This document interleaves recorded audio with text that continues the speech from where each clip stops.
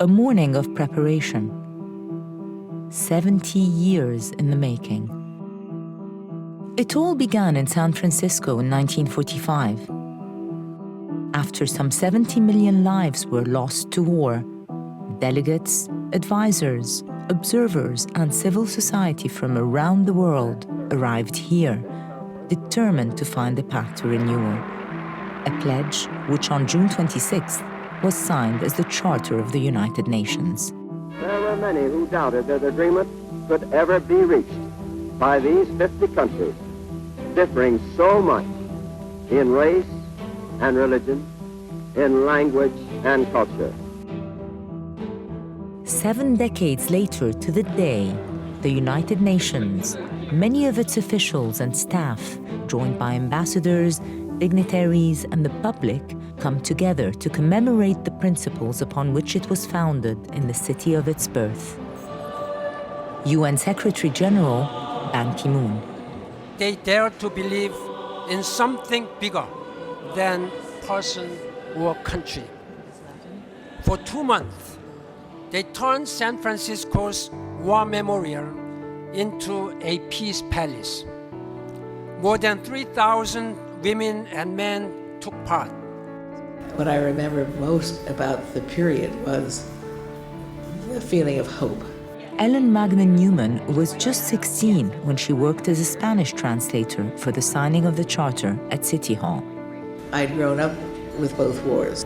All of a sudden, that had ended, and here was no more League of Nations, but a charter that described what could happen to make the world a better place. The United Nations is the hope and home of all humankind. The Charter is our compass. And it's a compass which continues to point towards the future. In many of the same meeting rooms in which the groundwork of the Charter was laid, today some of the world's top leaders in technology met to discuss just how technology can work with the UN to help solve modern-day problems. And change was on everyone's mind when on the same day, marriage equality was granted as a human right to all in the United States. Stuart Milk, nephew of the renowned late LGBT activist Harvey Milk, presented Secretary General Ban Ki-moon with the Harvey Milk Medal for the UN's LGBT Rights Free and Equal campaign. It's really a recognition of the leadership that Ban Ki-moon has given to this global movement. Charles Radcliffe, a senior UN human rights advisor on sexual orientation and gender identity. Many people are surprised to learn this softly spoken Korean gentleman who has emerged as a great advocate for equality for LGBT people around the world. And as walls to equality were broken down across the country on this day, other walls became a canvas.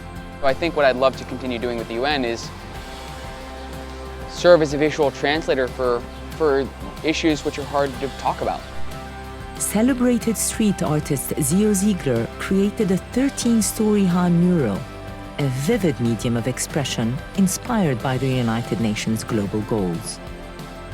My father just turned 70, and I think that this event is like, it's a beautiful parallel, right, with both birthdays happening at the same time, because I think if the UN can play a personal role in all of our lives, it's a humanizing aspect to an organization which is larger than life. And I think if I can deliver a similar feeling through my mural or design, maybe there's that point of accessibility for the random kid off the street.